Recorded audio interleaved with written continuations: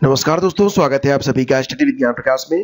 तो 14 दिसंबर को दोस्तों प्रतिवर्ष राष्ट्रीय ऊर्जा संरक्षण दिवस यानी कि नेशनल एनर्जी कंजर्वेशन डे के रूप में मनाया जाता है।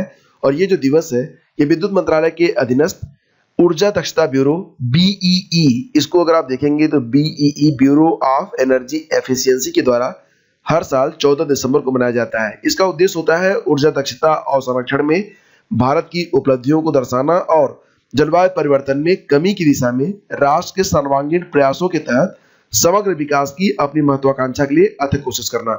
अब यहाँ पर जो एक इंपॉर्टेंट क्वेश्चन और बन सकता है वो ये बनेगा कि ऊर्जा दक्षता अधिनियम ये कब लागू किया गया। सही जवाब बनेगा 2001 में। तो ये जरूर याद रखना कि 2001 में ऊर्जा दक्षता अधिनियम को लागू किया गया था। तो ऑप्शन बी इसका बिल्कुल करेक्ट हो जाएगा। अगला प्रश्न बनेगा कि भारत किस देश के साथ मिलकर एनर्जी टास्क फोर्स का गठन करेगा। एनर्जी टास्क फोर्स का गठन करेगा भारत कतर के साथ मिलकर। ऑप्शन सी इसका बिल्कुल करेक्ट है। और इस बात की घोषणा अभी हाल ही में पेट्रोलियम और प्राकृतिक गैस और इस्पात मंत्री धर्मेंद्र प्रधान जी के द्वारा की गई है। तो सही जवाब इसका ऑप्शन सी होगा। आगे बढ़ते हैं। इजराइल के साथ अपने संबंधों को सामान्य करने वाला चौथा अरब देश कौन सा बन गया है। इजराइल के साथ अपने संबंधों को सामान्य करने वाला चौथा देश बन गया है कतर। तो ऑप्शन सी इसका बिल्कुल सही है। और दोस्तों आपको बता दें कि पहले जो 3 देश हैं उसमें सबसे पहले तो यूएई था, उसके बाद बहरीन और फिर सूडान। अब कतर भी इस लिस्ट में शामिल हो गया है। कतर की राजधानी दोहा है, मुद्रा मोरक्कन दिरहम कही जाती है और कतर के जो किंग है उनका नाम है मोहम्मद 6। हाल ही में अध्ययन में यह पाया गया कि दुनिया वातावरण में कितने बिलियन टन कार्बन डाइऑक्साइड मौजूद है, यानी कि दुनिया का जो वातावरण है उसमें कितने बिलियन टन कार्बन डाइऑक्साइड मौजूद है। तो दोस्तों 2019 में ये जो आंकड़ा था 2019 में ये 40.1 बिलियन टन का था, लेकिन 2020 में इसमें कमी दर्ज हुई है। तो ये 37 बिलियन टन का आंकड़ा सामने आया है। अगर आप देखेंगे तो आपको 7% की गिरावट यहाँ पर देखने को मिलेगी। 7% की गिरावट 2019 के पीछे 2020 में दर्ज की गई है। और दोस्तों ये जो रिपोर्ट है ये ग्लोबल कार्बन प्रोजेक्ट के द्वारा दी गई है और लॉकडाउन के कारण दुनिया में जो पर्यावरण है उसमें काफी स्वच्छता आई है। 7% कमी जो है कार्बन डाइऑक्साइड के उत्सर्जन में दर्ज की गई है। किस अभयारण्य को मिनी काजीरंगा की उपाधि दी गई है। मिनी काजीरंगा जैसा कि आप लोग जानते हैं कि एक सींग वाला जो गैंडा होता है ये काजीरंगा में पाया जाता है। तो मिनी काजीरंगा ये पोबीतोरा वन्यजीव अभयारण्य को कहा जाता है। पोबीतोरा वन्यजीव अभयारण्य दोस्तों ये जो अभयारण्य है यह काफी चर्चा में है क्योंकि यहाँ पर गैंडों की मृत्यु हो रही है। कारण यह है कि यहाँ पर जानवरों की जो डेंसिटी है वो बढ़ गई है, जिसकी वजह से यहाँ पर इनके भोजन की कमी हो गई है। जो 2 गैंडे अभी हाल ही में मरे हैं, जब उनका पेट चेक किया गया तो उनके पेट से गार्बेज और नरकट निकले थे, यानी कि ये गैंडे अब कुछ भी खा रहे हैं क्योंकि वहां पर भोजन की कमी हो गई है, क्योंकि वहां पर जानवरों की जो डेंसिटी है, संख्या है, वो बहुत अधिक हो गई है। तो मिनी काजीरंगा के रूप में जाना जाता है पोबीतोरा वन्यजीव अभयारण्य। और ये अभयारण्य कहाँ पर स्थित है। तो दोस्तों ये जो अभयारण्य है ये असम में ही स्थित है। ठीक है, तो ये आप जरूर याद रखना, काफी इंपॉर्टेंट क्वेश्चन बनेगा। और इस अभयारण्य में एक सींग वाले गैंडों का घनत्व विश्व में सर्वाधिक है। इसमें असम के काजीरंगा राष्ट्रीय उद्यान के बाद एक सींग वाले गैंडों की सर्वाधिक आबादी भी पाई जाती है। सबसे अधिक काजीरंगा में, उसके बाद पोबीतोरा में, इसीलिए पोबीतोरा को मिनी काजीरंगा भी कहा जाता है। ये क्वेश्चन देखो बहुत इंपॉर्टेंट है।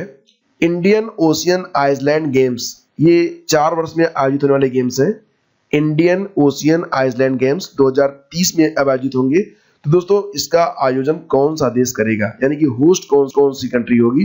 तो सही जवाब दोस्तों इसका ऑप्शन ए है, मेडागास्कर इसको होस्ट करेगा। हालांकि ये सबसे पहले तो ये अधिकार जो थे वो मालदीव के पास थे, लेकिन अब ये अधिकार आ गए हैं मेडागास्कर के पास। ठीक है, तो ये जरूर याद रखना, काफी इंपॉर्टेंट है।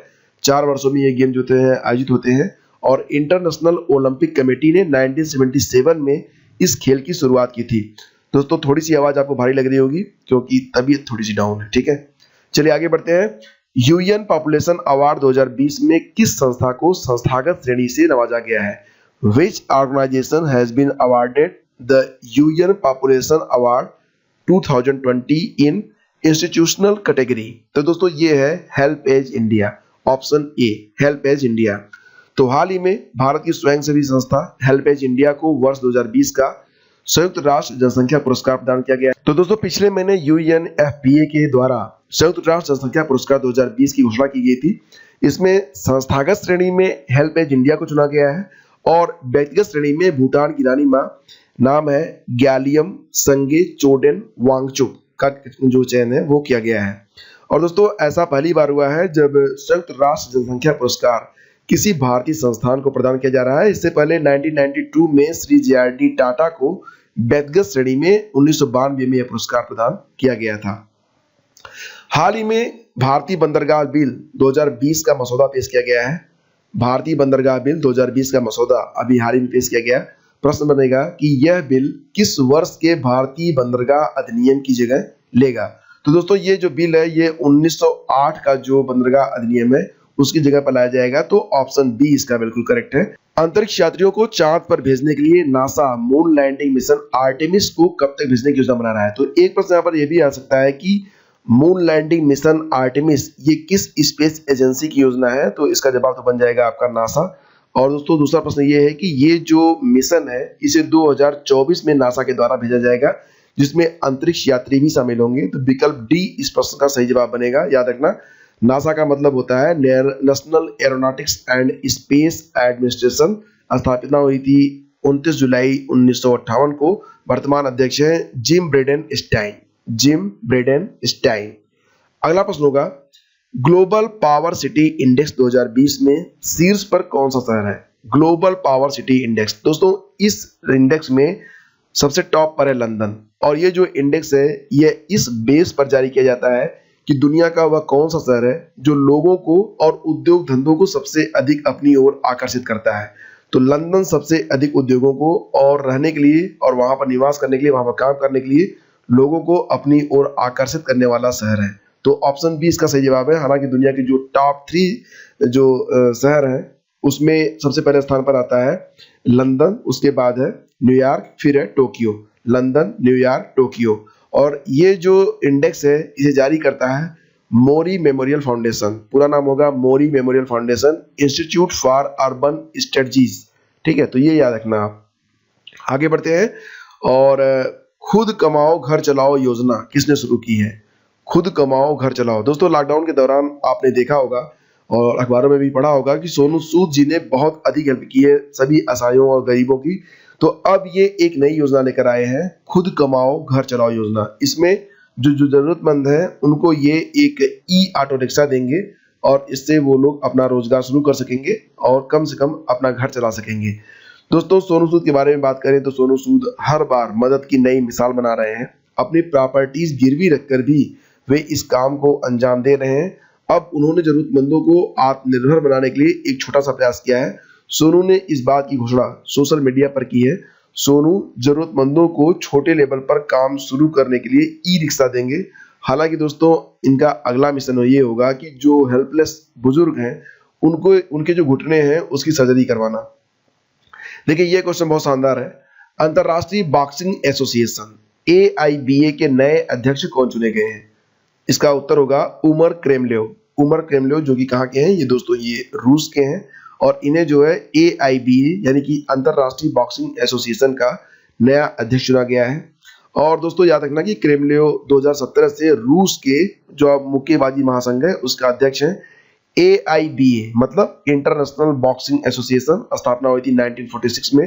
हेडक्वार्टर कहाँ पर है, लुसाने स्विट्जरलैंड में। और इसके अध्यक्ष बन गए हैं उमर क्रेमलेव। तो फ्रेंड्स ये थे आज के सबसे इंपॉर्टेंट MCQs और उम्मीद करता हूँ कि सेशन आपको पसंद आ रहा है। तो इसे लाइक और शेयर भी आप लोग कर दिया करें ताकि अधिक से अधिक लोगों तक इसे आप पहुंचा सकें। थोड़ी सी हमारी भी हेल्प करिए, थोड़ी सी हेल्प आप ही करते हैं।